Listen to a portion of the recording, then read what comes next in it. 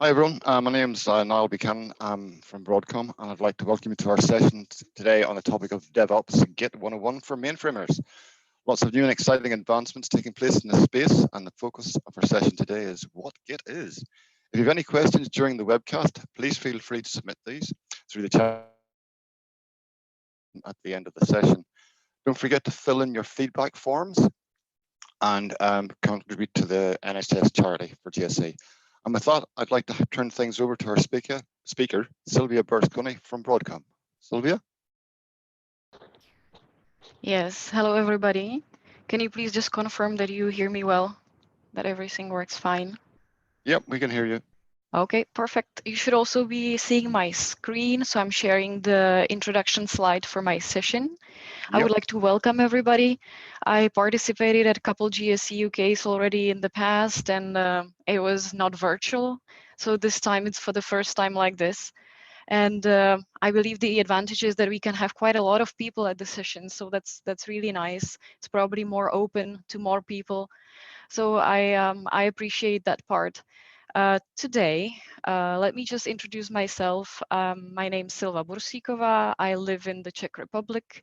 I work for Broadcom as a product owner for C Endeavor Modern Developer Experience.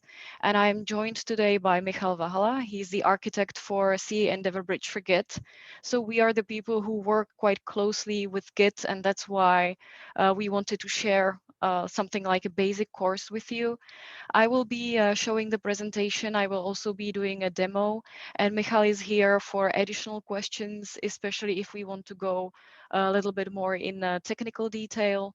And also, I welcome Michal to join me or interrupt me at any point during the presentation if there's anything I'm missing or he wants to add some additional interesting details.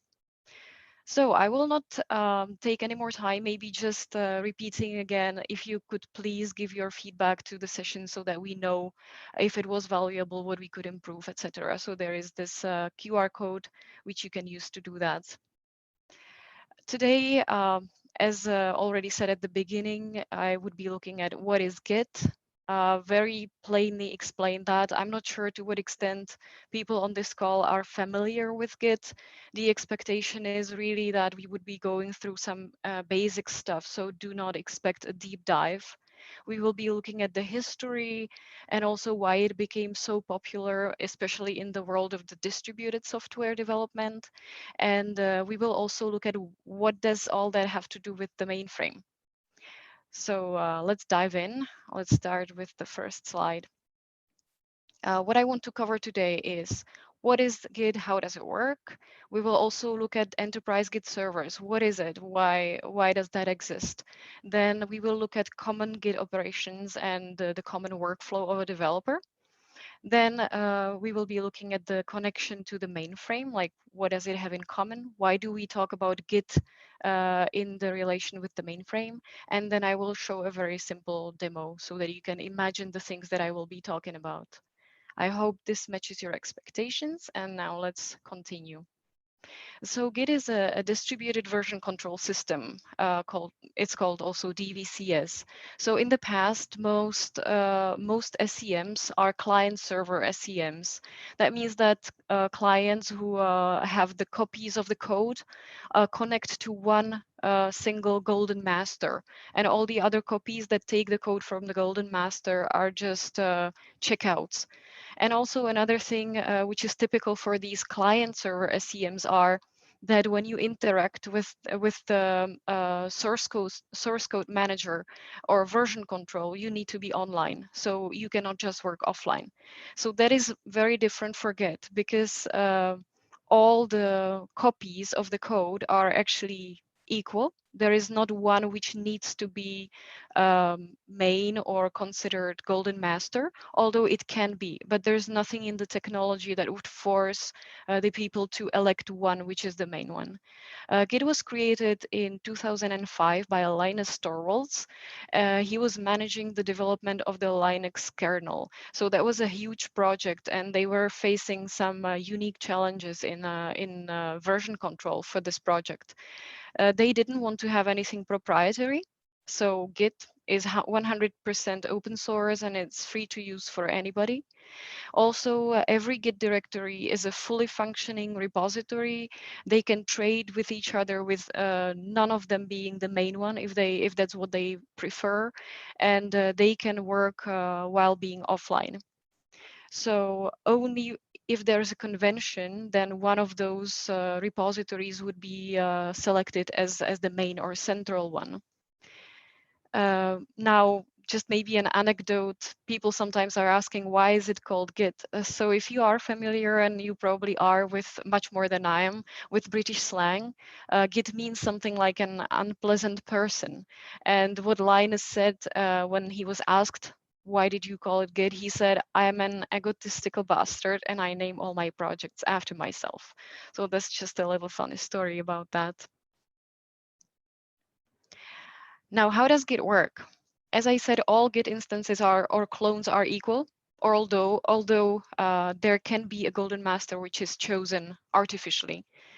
Developers would trade the code back and forth between their clones, and they would do that by using the operations called push and pull.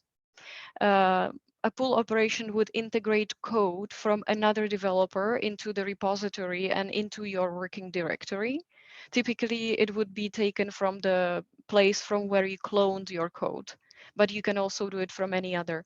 A push operation would send your code to a remote repository or to another Git instance. Uh, Between using these two operations, push and pull, the developers can also create branches. They can switch between the two branches. They can also stash their work, and they can perform all an entire range of other operations. But we will be going into that deeper further in the presentation. Now, why is Git so popular? Developers have full version control function without being connected to the server. So this is a huge advantage. They can basically work offline while still benefiting from version control. There is an excellent branching capability. They can isolate their work pretty easily. They can also create branches of branches. So it can be quite quite complex. Then also it's quite easy to integrate changes. There is a great support for merging. So very often there would be the possibility to use auto merge. Even if auto merge is not possible, then there is a great functionality for reviewing the changes. So when doing code review, the person doing that would have a great visibility of what is happening and what has changed. So all that is typical for Git is actually very much in line with what agile and modern DevOps strategies or methodologies are needing, or what they need. So that's why Git is becoming very popular, especially in the distributed world, but it's slowly also entering the mainframe world. So about that a bit later. To be able to use Git, you have multiple options to choose your interface. By default, when you install Git, so you just, it's free to install Git. You would be downloading it from the internet. And when you install it, it would automatically come with a command line interface and a very basic GUI. So if you prefer something a little bit more maybe user-friendly or something that you prefer, you can also choose nicer GUIs that are created. Some of them are also open source. Some of them are created by the community, so you can just get them for free. Some of them are commercial. And also, if you choose an IDE such as Visual Studio Code or IntelliJ, or basically any of the modern IDEs, they would always have a Git plugin as well. And again, it could be either one which comes directly with the IDE or something created by the community.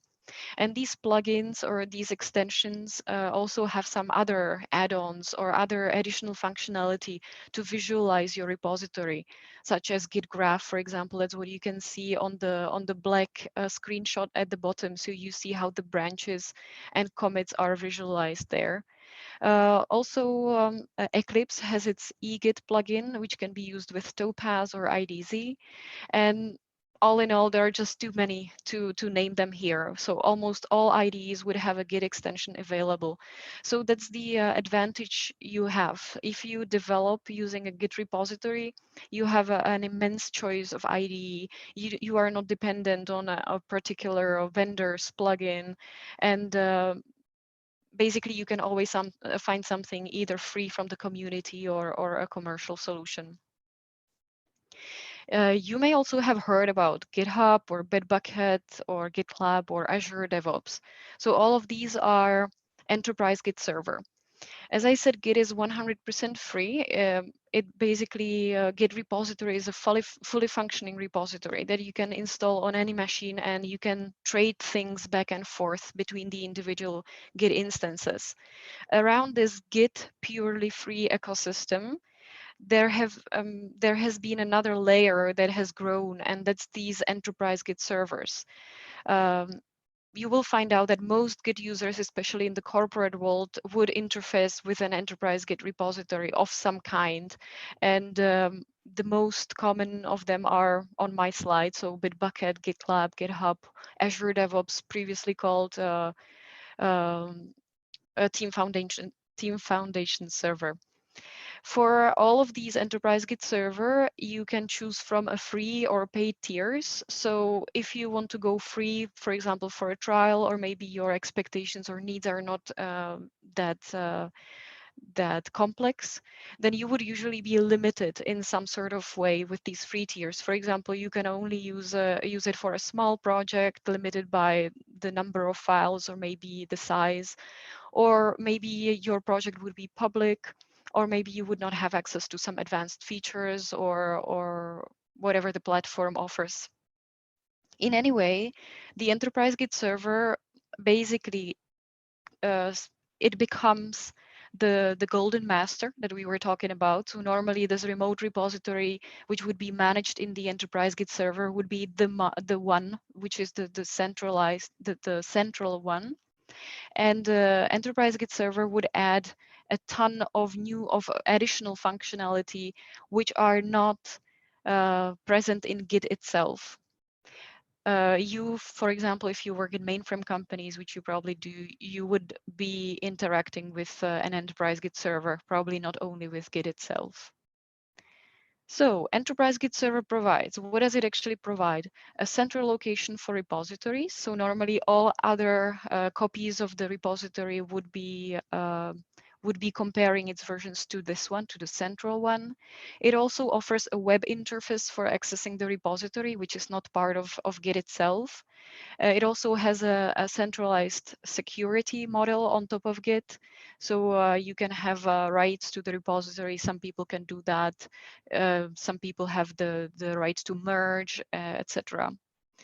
There are also added collaboration tools, which are very popular, such as pull requests. So when I push my changes to the remote repository, before merging it to the common branch, to the main branch, I would be creating a pull request.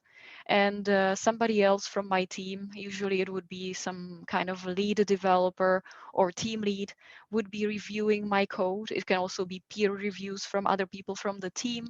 And after the code review is done, the pull request would be accepted and the code would be merged to the main branch and would be available to other developers again, so that they can pull it from the remote branch to their local repository.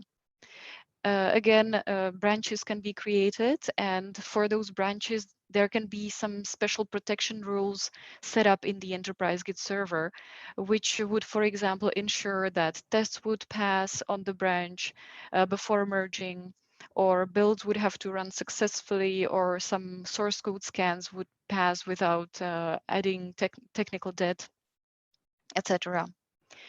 There are also various add-ons and plugins which you can add to your enterprise Git server.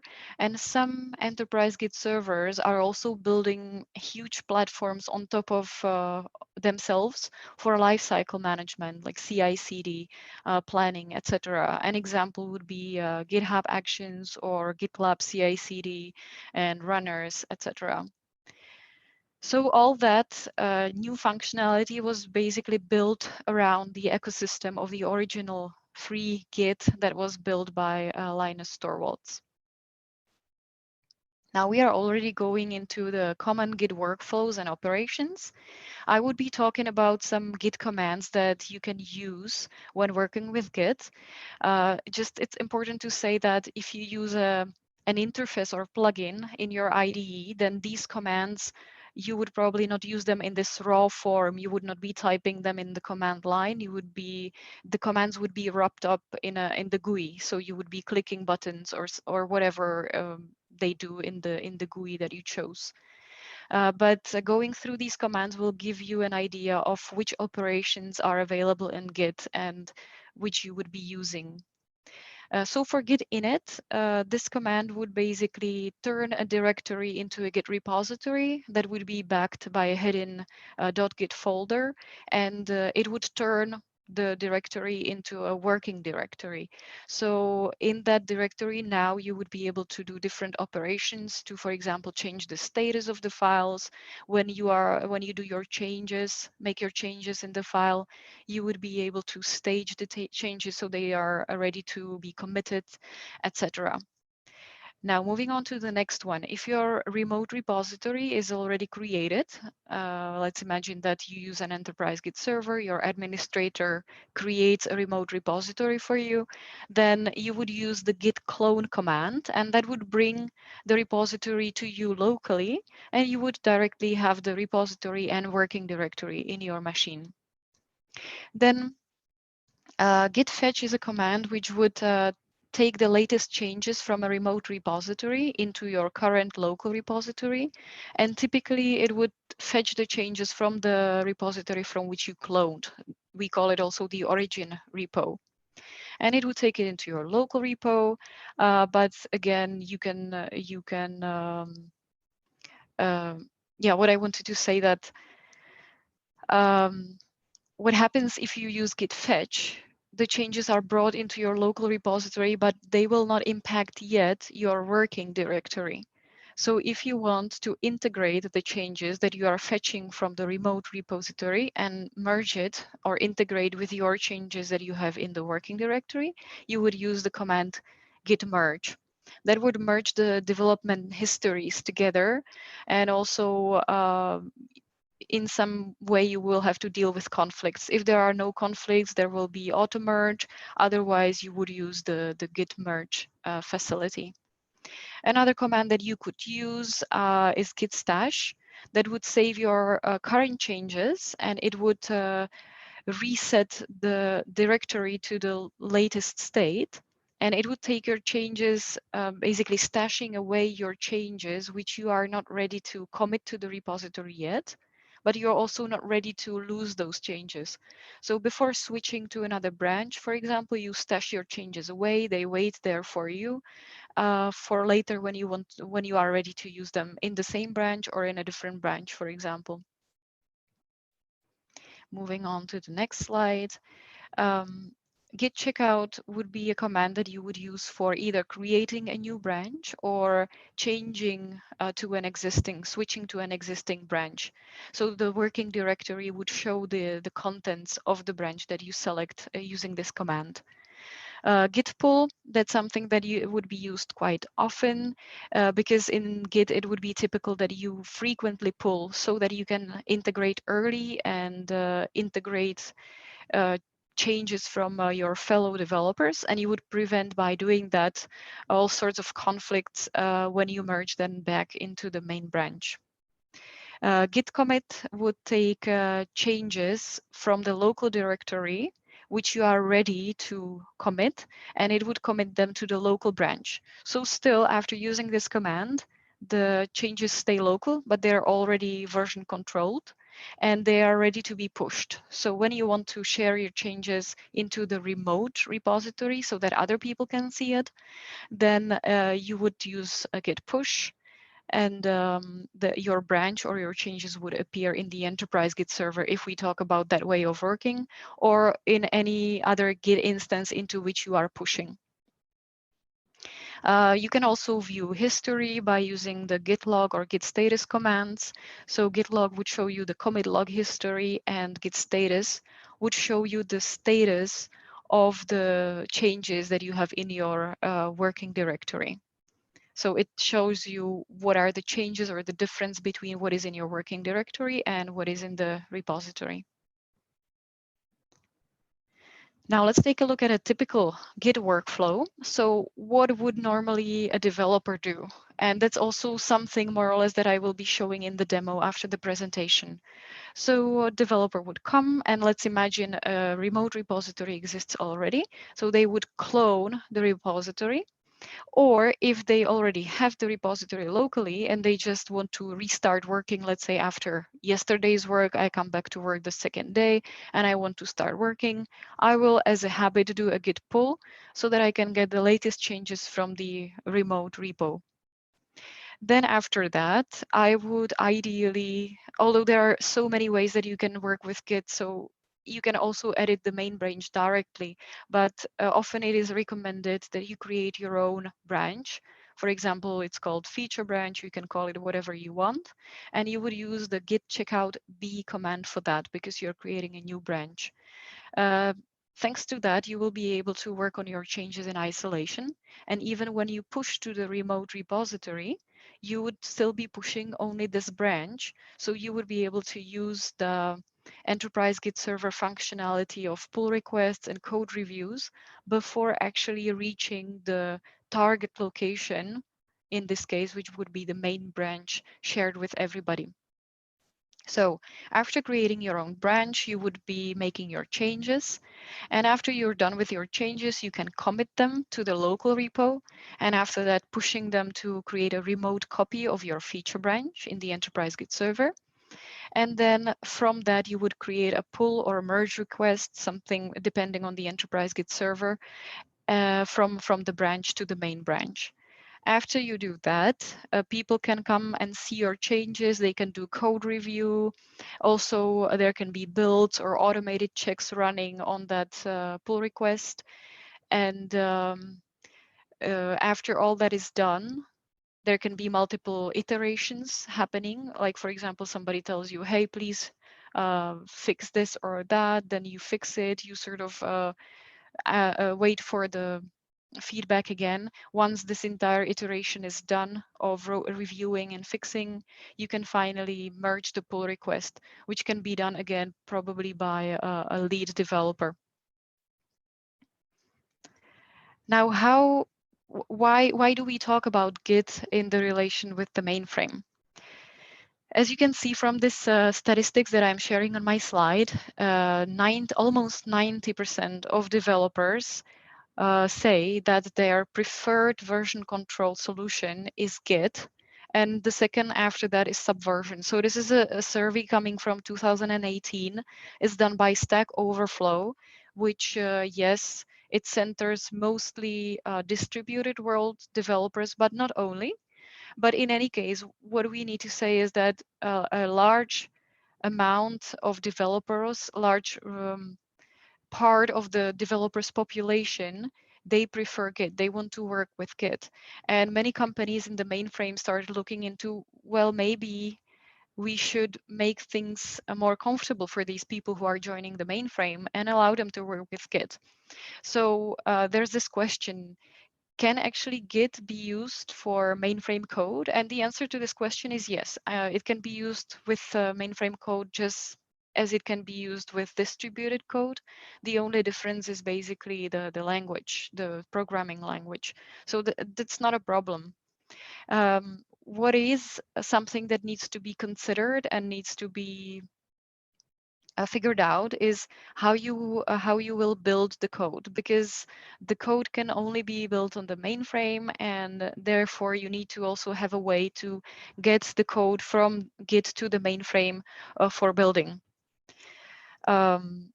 So although these enterprise Git servers, they do have some lifecycle and CI/CD solutions that I was mentioning, to be able to turn mainframe code into something that you can actually run, it needs to be built on a mainframe, and it can be either a mainframe, virtual, or real mainframe, any kind of mainframe, but not in distributed. So there are few choices in the market today that you can look into if you want to achieve these results. So either you can use a mainframe Git client. So Rocket Software have a Git for Unix system services. And on top of that, there is also an ISPF Git interface which is built there. So if you have a mainframe Git client, you can basically use that to check out the code to the mainframe from there. And you can use either IBM DBB solution for building. You can also have a custom JCL to achieve that.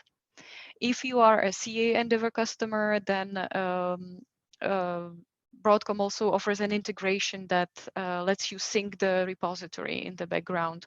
So basically, you can still benefit from the existing building and lifecycle automation which is there.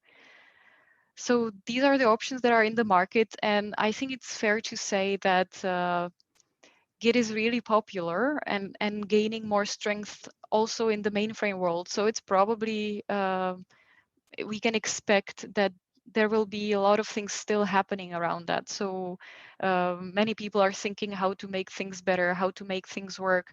So I think this is quite exciting, and it's the good time to be interested in that. Just basically the last slide before my demo. If you want to use Git on the mainframe, there are very much differences in various companies who want to do that. So each company for themselves, they need to do some considerations in their choice of solutions or how to achieve the entire Git solution. What you need to consider are the following points. For example, many companies have huge code bases with up to millions of elements. So if you put them as they are in a Git repository, you will very likely blow out some limits because Git is not designed to have all that code in one single repository. So very likely in these cases of huge inventories, you would have to refactor into folders, into projects, subprojects, into smaller items that can easily be copied into Git or moved into Git. Also, it may happen that you will have to reinvent your builds or lifecycle automation from the current SCM that you're using, depending again on what kind of solution you want to go with. So you may need to touch on that part as well. You also need to think about how you need to run your CI/CD tools. Can you run them on off host, or do you need to do that on host? Can you integrate remotely, etc.? And you also need to think about your developers' experience. How will they run their builds? Would you like them to build their changes before they commit, which is probably something that corresponds most to the regular or typical Git developer experience, or will they build them only later? Will they build them remotely or using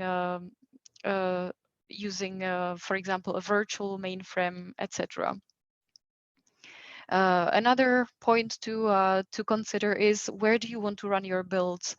Some companies have some performance or consumption considerations, so they may want to opt for the usage of ZD&T, so Z development and testing units. So you need to see if your code will actually build there. Will that work for you? I think I reached the end of my slides now, and we can move to the demo. Sorry, Silvo, there is one question on the chat, so I guess we can answer it now. All right. It's about Git integrations with other tools like issue tracking, code review tools, etc. Do you want to answer this one, or should I take? You can go ahead if you can. I'm still looking for the chat window, to be honest. Okay, yeah. So to those integrations, it was partially mentioned throughout the presentation, but to have some more comprehensive look on this. This is mostly achieved, and especially in context of this presentation, through those enterprise Git servers. So most of those integrations are targeting enterprise Git servers You can find something for pure Git as well, but since pure Git is mostly the community, it will be also those community things. So you can have some issue tracking and code review, but it will be more like command line oriented and focused there. So I guess this is mostly about enterprise Git servers, and it's quite comparable if we compare different enterprise Git servers. Almost all of those are addressing this in some way, but the solution can be a bit different. So when we are talking about issue tracking, quite often some kind of issue tracking is integrated in the enterprise Git server already, or it's part of the bigger ecosystem. So when we are talking about GitHub, can be GitHub issues.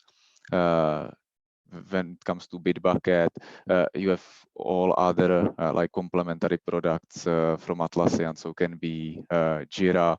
Bitbucket integrates pretty well with Jira. You can also use some commands within the commit message, so, which can automatically be processed by the integration. So the commit message can automatically close, for example, some ticket in Jira and so on. When it comes to GitLab or Azure, I guess they have some issue tracking capabilities inside of the server as well. The same comes with review tools. I guess all of those servers are coming with reviews, and they are mostly tied to the pull request or merge request as mentioned. So there is UI for it. You can visualize those changes and I mean compare, add comments and so on. So this is integral part of all enterprise servers. There are other things which are integrated. So most of the servers are providing also some CI or CI/CD capabilities. They have built servers integrated. With GitHub, it's quite new. There are pipelines, but you have pipelines with Azure DevOps. You have pipelines for GitLab as well. I guess Bitbucket integrates with their own build server. I guess all of those enterprise Git servers can work well with Jenkins, for example, for building. It really depends which enterprise server you are using, what are your requirements. It's usually possible to connect also like solutions from different vendors together, but usually it works better if you use everything from the same vendor or enterprise Git server. I don't know, do you want me to somehow add more to it, or want to have some follow-up, or does this answer your question?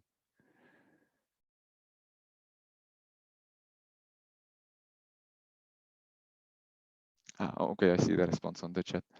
Okay, so thank you. And do you have some other questions before we go to the demo?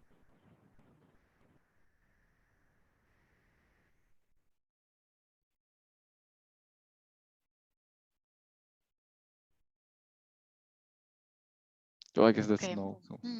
All right. So if there are any other, you feel free to just enter them in the chat. Thanks, Michal, for handling that question. And in the demonstration, I would just like to show you two ways of interacting with Git. First, via the command line, and then I will show you the Git plugin in Visual Studio Code. So let's get to that. So what happens when you install Git? You would automatically receive this Git bash interface. And you can basically use only that and use the commands to do all the operations in Git if that's what you prefer. I will just navigate to the folder where I want to be working. So I created a folder on my machine for this demo. And I will want to clone a repository which was already created for me remotely.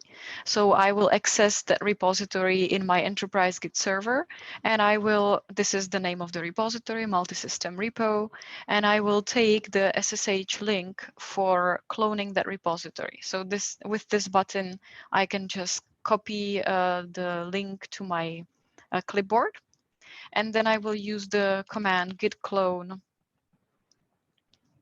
and insert the link of the repository. And I will maybe just show you the magic which is happening here. So here you are looking at the GSE UK folder.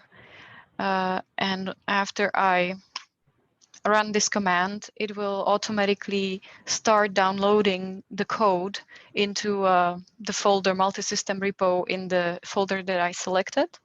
And when you open that folder, basically the content will correspond to whatever I can see also in the remote repository. So once again, here you can see that there are scripts, Git attributes, some sort of files which are in my repository. Obviously, there are also multiple branches in that repository. Here I have 2, so let's switch to the main one because that's the one that I'm interested in. And I will be able to also access this code locally. So this is the first way of interacting with Git. I personally prefer to use an IDE, so I will show you an example of Visual Studio Code today. And again, it's something you can freely download from the internet and be using. So here on the left side, I can select the source control plugin, which gives me 2 options at the beginning if I start afresh. So either I can clone a repository. So let's say I will not do that because I already did it using the command line, or I can open an existing folder. So this is what I will prefer to do, and I will select the one that I cloned. Now, the advantage for me, at least in using Visual Studio Code, is that I can have all the things in one window. So I can also open a terminal, and for some actions, I actually do prefer to use the command line. So I can do it still here, but for other things, I can use buttons. So here, for example, I want to switch to a different branch, to the main branch. And I can do it easily just by using the plugin. So here you can see that the branch switched to main. And here as well, I'm already looking into the main branch. So if I want to see the content of my working directory, I would use this top explorer, if you can see this icon on top of my Visual Studio Code. And that will show me the contents of my working directory. I can browse through my elements. So for example, I want to look into my COBOL elements, and I can start working with them. But you probably remember when I was talking about the workflow, I said the good practice is to pull frequently. So let's say I'm starting working with my repository. So I will do a git pull first to make sure that my local repository is in sync with the remote repository.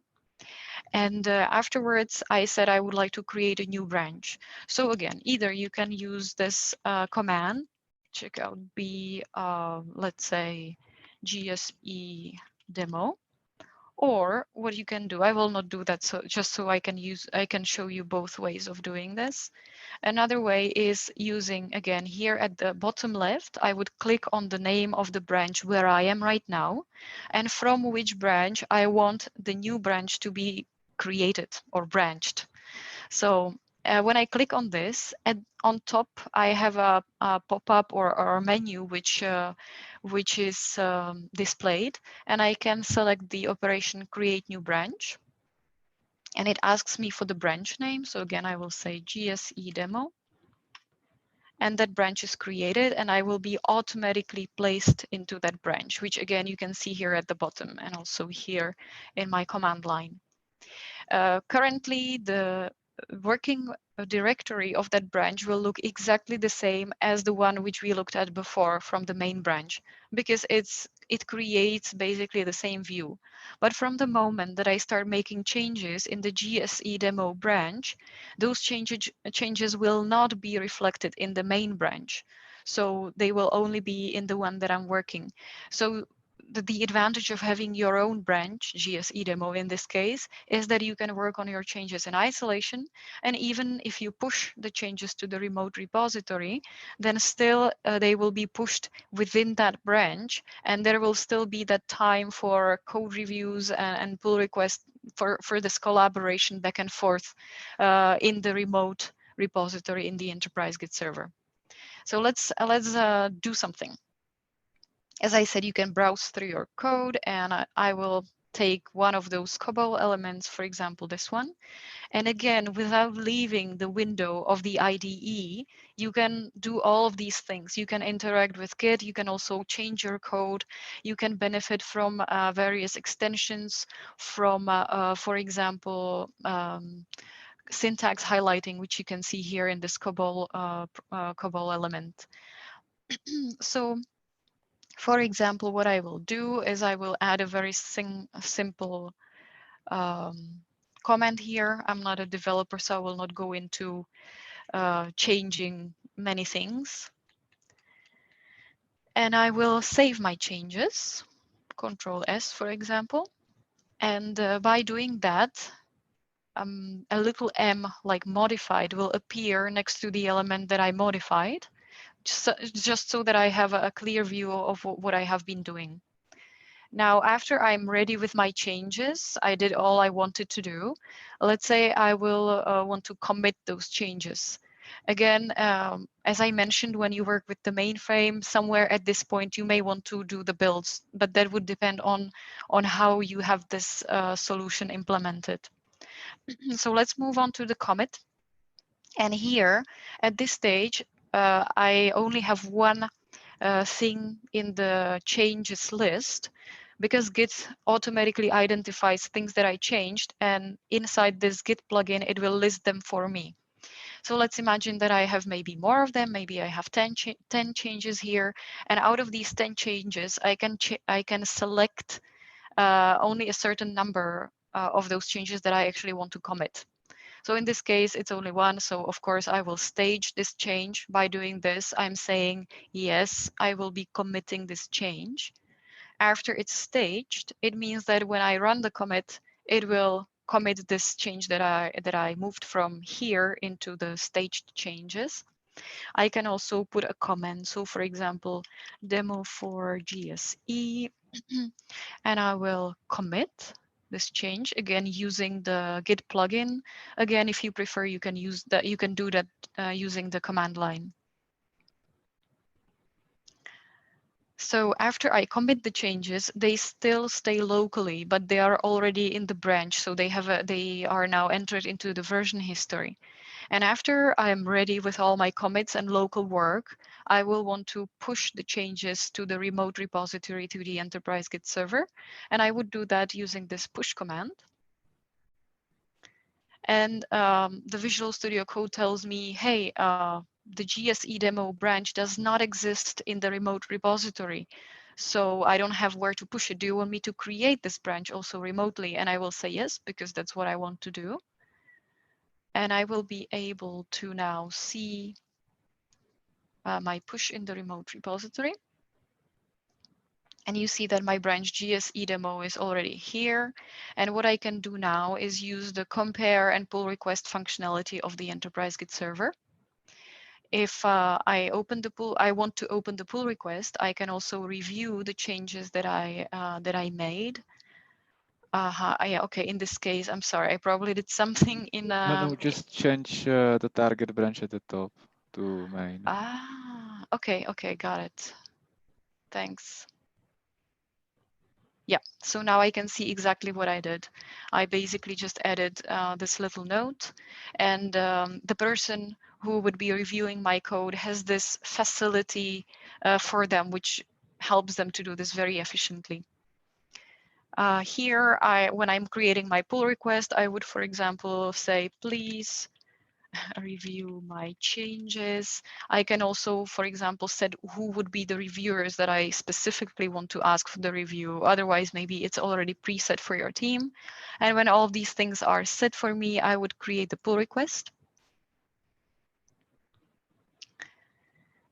And before merging the pull request again, there would be all this iteration of back and forth between people reviewing my code, giving me feedback. I am maybe fixing something, some tests are running, scans are running. After all these things and branch protection rules are fulfilled and done, the pull request can be merged. And the changes will then, thanks to that, appear in the main branch, not anymore only in the GSE demo branch that I created. And all people who would then use the git pull command in their local repository for the main branch, they would see my change also locally, and they would be able to integrate it with the changes that they are doing in their own repo. So I believe that's all I wanted to show. And maybe I would add yeah. one more thing. It's also a bit related to those integrations.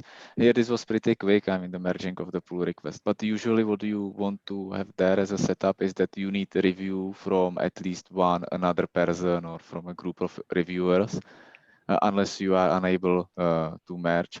But also you can add automated checks. So you can add, okay, I need to pass build successfully. I need to have successful tests or subset of tests. And you can also add there some quality gates, so you can scan it via some scanners or linters. So it is not just that you will click the merge. Usually you have there human reviewers and automated reviewers. Yeah, thanks, Michal. Okay, I don't see any additional questions. One that just came in. Okay, well, for this question, there are again multiple options on the market. So either you can also build something yourself. There is a solution specifically for CA Endeavor which is available. I'm maybe not familiar with everything that there is, but there is not a simple answer to that. I'm not sure if Michal wants to add anything.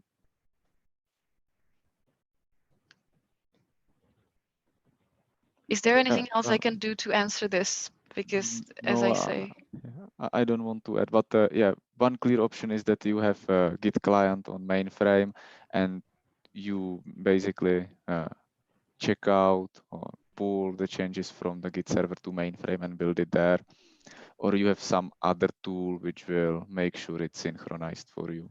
And it can be custom tool you, for example, built as a Jenkins pipeline or any other pipeline which will just push it to mainframe, or can be some commercial tool someone will build for you.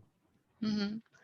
And I've seen that people have been playing with this, and either they are integrating or sort of synchronizing the changes with an enterprise Git server, or they are doing it from the pure Git. So all of these are the options that can be done. So there are a lot of options probably.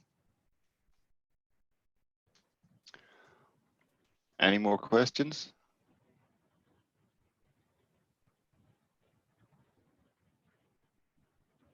Okay. Okay, it doesn't look like we've got any more questions. Don't forget to fill in your feedback form, please, and don't forget to contribute to the charity. And if we've got no more questions, I think we'll close it up. Yeah, so I would like to thank everybody for your attention, for participating in the session. I hope it was helpful. If you have any more detailed question, maybe about the things that I was showing today or talking about today, yeah, I will be very happy if you contact me. My email address is definitely present in my speaker profile in on the GSE UK pages. Otherwise, it's silva.bursikova@broadcom.com. And thank you again, and enjoy the rest of your of the conference. Thank you all. Thank you. Thanks for your time, guys.